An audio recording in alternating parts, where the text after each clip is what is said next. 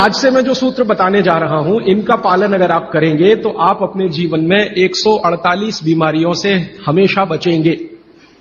और भागवती जी का यह कहना है कि बीमारियों से बचना बहुत महत्व का है बनिस्बत की बीमारियों का इलाज करना। Prevention is better than cure. आज के सूत्रों को थोड़ा ज्यादा ध्यान से सुने। तो आज से जो शुरू हो रहा है वो फंक्शनल पार्ट है। इस फंक्शनल पार्ट में सबसे पहला सूत्र भागवती जी का, वो कई बार ये लिखते हैं अपने सूत्रों में कि खाना महत्व का नहीं है, खाने को पचाना महत्व का है। क्योंकि भोजन पचेगा तो रस बनेगा, उसी रस में से मांस, मज्जा, रक्त, मल, मूत्र, वीर्य, मेद ये सब बनेगा, अस्थियां बनेंगी और वही आपके शरीर के लिए आगे जीवन में काम आएंगे। पहला सूत्र भोजनांते विषम वारी। इसका सीधा सा अर्थ है भोजन के अंत में पानी पीना विष पीने के बराबर है। सूत्र ये है भोजन अंते माने भोजन के अंत में, भोजनांते विषम वारी। विष समझते हैं आप जहर, जहर जैसा क्या है? पानी। सूत्र उतना ही है। समझने के लिए मैं आपको बहुत उदाहरण दूंगा ताकि आप जल्दी पता कर पाए। भागवती जी ने एक सूत्र में यह कहा है कि हमारा जो शरीर है इसका जो मुख्य स्थान पेट है, इसमें एक स्थान होता है पेट के अंदर नाभि, लेफ्ट साइड में नाभि से थोड़ा ऊपर जहां मेरा हाथ रखा हुआ है, इस स्थान को कहते हैं जठर। संस्कृत में कहते हैं जठर, हिंदी में कहते हैं आमाशय, अंग्रेजी में चाहे तो एपिगैस्ट्रिकम। भागवती जी कहते हैं कि इसमें अग्नि प्रदीप्त होती है। जठर अग्नि, जठराग्नि। और भोजन जो कुछ भी आप करते हैं वो पहले जठर में ही जाता है। यह है महत्व की बात। आपने रोटी का पहला टुकड़ा मुंह में डाला और जैसे ही टुकड़े को चबाना शुरू किया, लार बनना शुरू हुआ, तुरंत अग्नि प्रदीप्त हो जाती पहले ही टुकड़े में। तो ये अग्नि प्रदीप्त हुई। अब आप जो भोजन कर रहे हैं ये इस अग्नि के प्रभाव में पचेगा। तो भोजन के पचने की क्रिया में पहले भोजन रस में बदलेगा। पहले पेस्ट बनेगा, जैसे टूथपेस्ट की कंडीशन होती है वैसा बनेगा, लुगदी जैसा, फिर उसमें से रस बनेगा, फिर रस में से सब कुछ बनेगा। अब ये अग्नि भोजन को पचा रही है और आपने भोजन पूरा करते ही पानी पी लिया, गट गट गट गट गट गट, तो क्या हुआ? अग्नि शांत हो जाएगी। अग्नि का पानी से मेल नहीं है, दुश्मनी है। तो आपके पेट में खाना खाते ही अग्नि जल रही है। अब आपने पीछे से गिलास, 2 गिलास पानी पी लिया।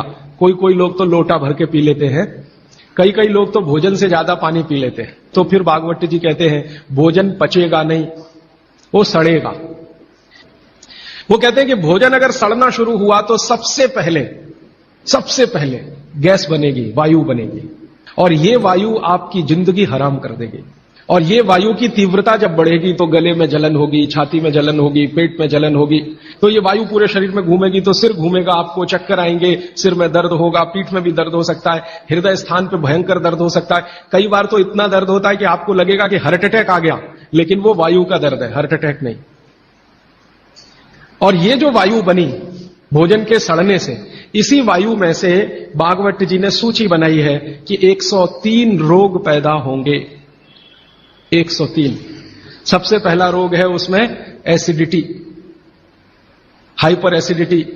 ज्यादा दिन अगर आपने ये चक्कर चलाया पानी पीने का तो अल्सर, पेप्टिक अल्सर, बवासीर, मूलव्याध, भगंदर, और अंत का एक रोग है कैंसर, कर्क रोग। माने एसिडिटी से शुरू होकर आप कैंसर तक की यात्रा कर सकते हैं।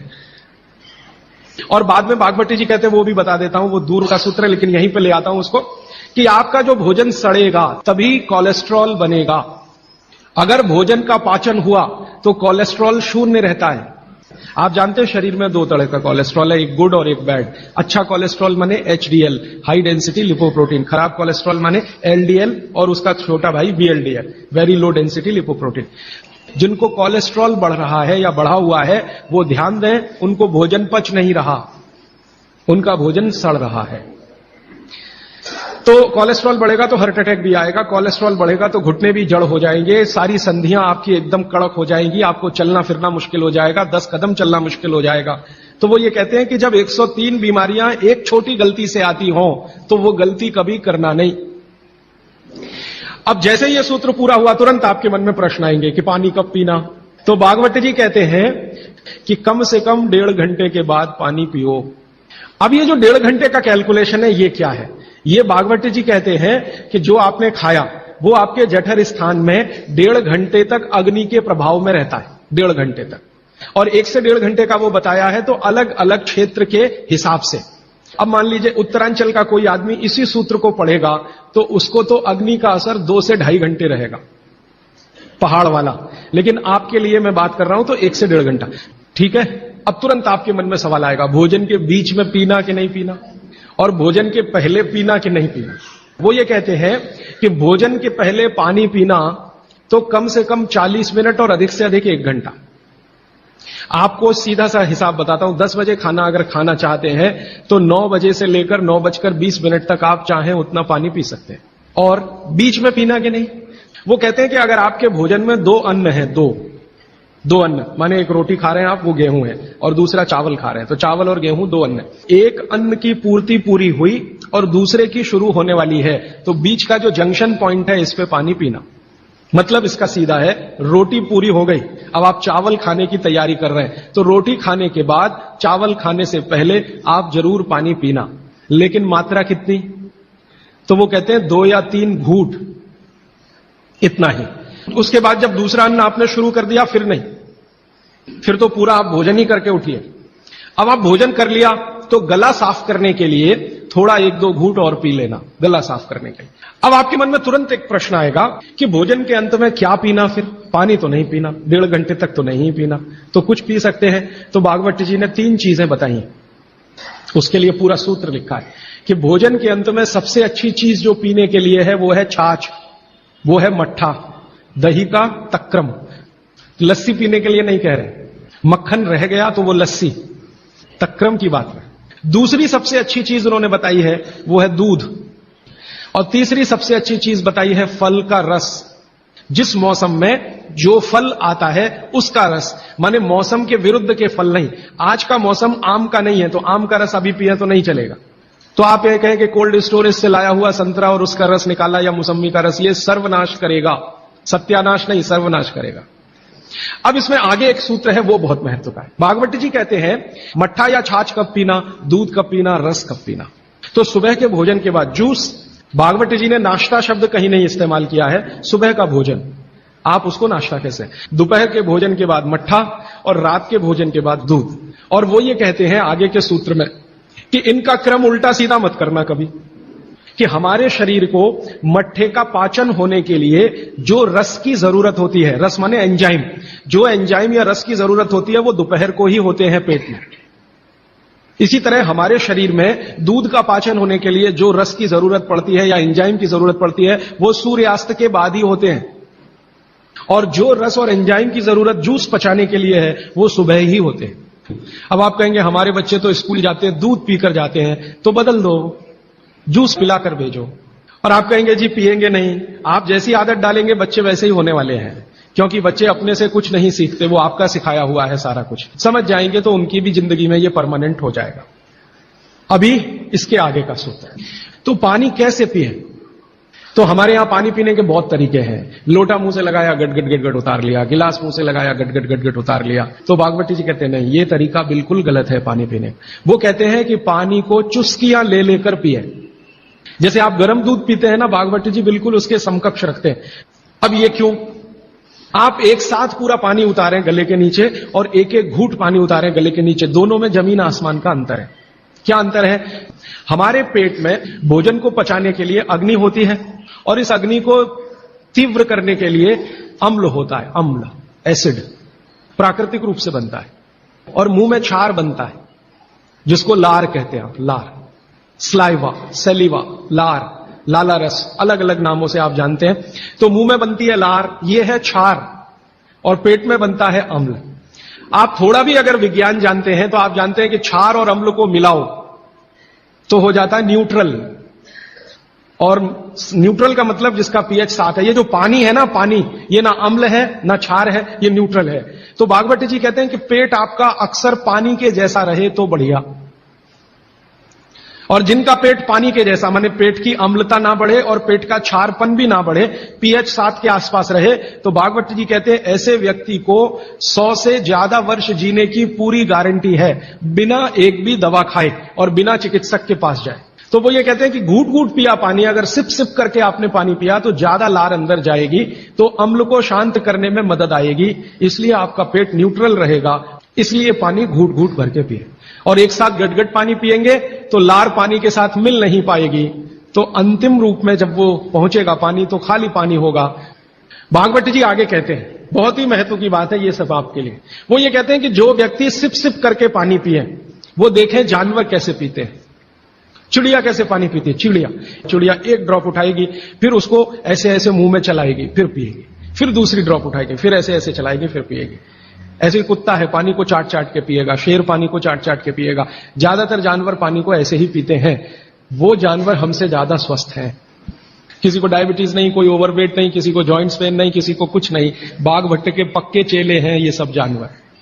मैंने आपके सारे रोगों की एक दवा। तो मैंने ये एक्सपेरिमेंट शुरू किया। ये मैंने पढ़ा था 6 साल पहले। भागवत जी को मैंने 6 साल पहले पढ़ना शुरू किया। 3 साल पढ़ने में लग गया और 3 साल समझने में लग गया।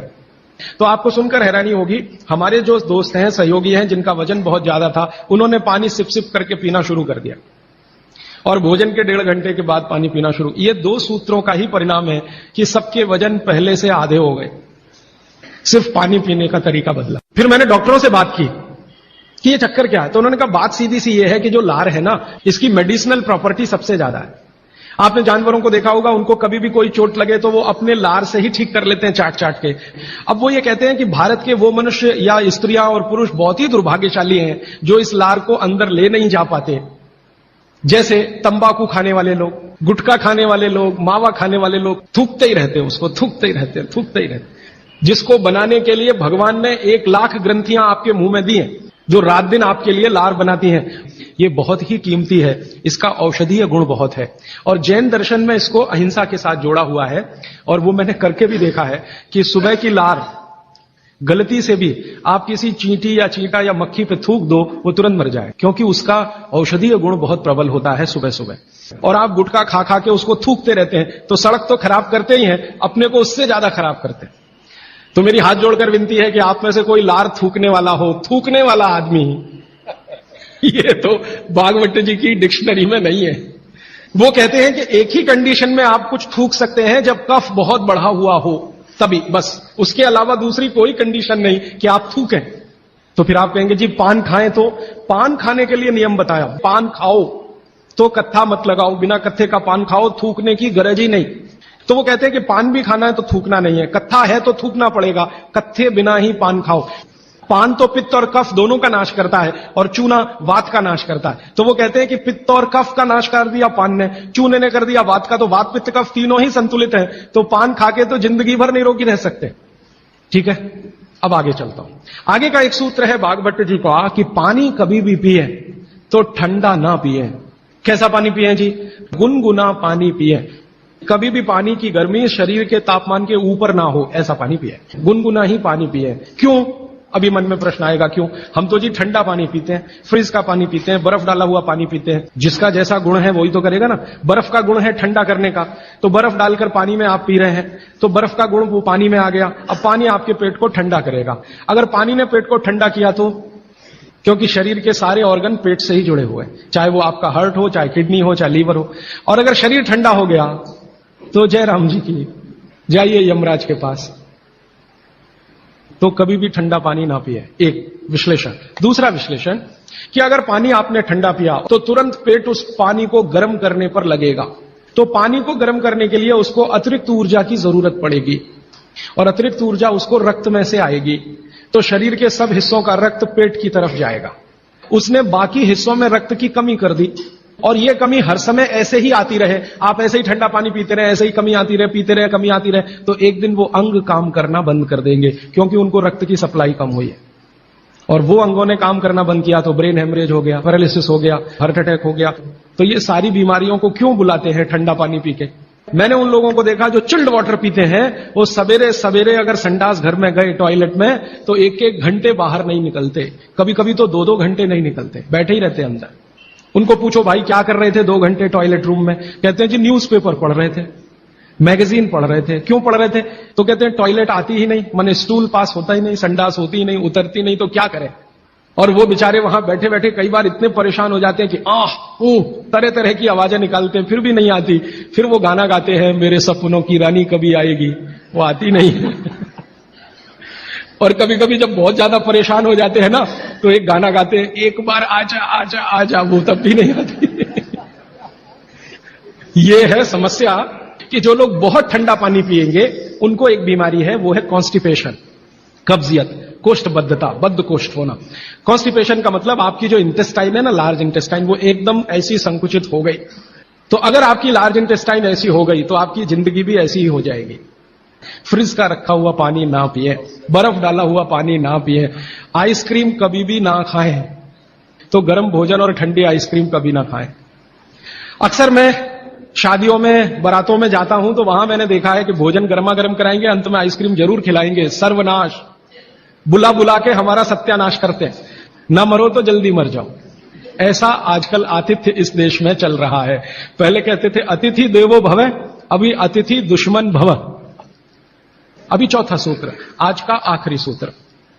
भागवत जी कहते हैं कि सुबह का जीवन आपका जब शुरू होता है तो दिन की शुरुआत में सबसे पहले पानी पिए। दांत धोए बिना पानी पीना, मुंह धोए बिना पानी पीना, कुल्ला किए बिना पानी पीना।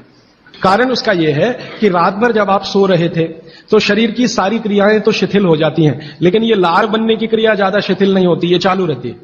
तो रात भर आपने लार बनाई है, मुंह में जगह जगह जमा है, वो अंदर जाना बहुत जरूरी है, क्योंकि वो बेशकीमती है।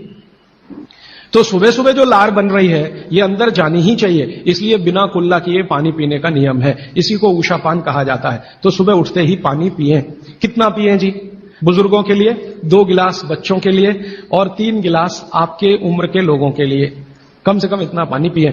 भागवत जी ने ये जो कहा ना सुबह की लार बहुत कीमती होती है, मैंने इस पर थोड़े कुछ एक्सपेरिमेंट किए पिछले एक आध साल।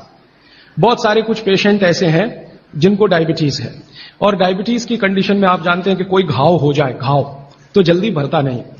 मैंने उनको दवाएं बंद किया होम्योपैथी का। फिर मैंने कहा भैया, भागवत जी ने कहा कि सुबह की लार बहुत कीमती है, तुम ऐसा करो सुबह उठते ही जो लार है ना उसको लगाओ तुम्हारे घाव पे, और आप देखेंगे चमत्कार।